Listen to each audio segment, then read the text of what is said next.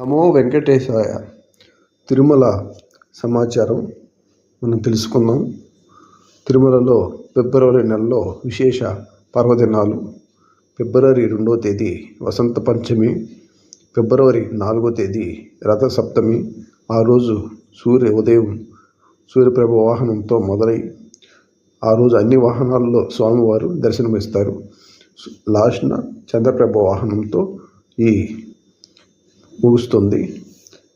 ఫిబ్రవరి 5వ తేదీ భీష్మాష్టమి, ఫిబ్రవరి 6 మధ్వనవమి, ఫిబ్రవరి 8 భీష్మ ఏకాదశి, ఫిబ్రవరి 12 శ్రీరామకృష్ణ తీర్థ ముక్కోటి మాఘ పౌర్ణిమ, ఫిబ్రవరి 24 సర్వ ఏకాదశి, ఫిబ్రవరి 26 మహాశివరాత్రి.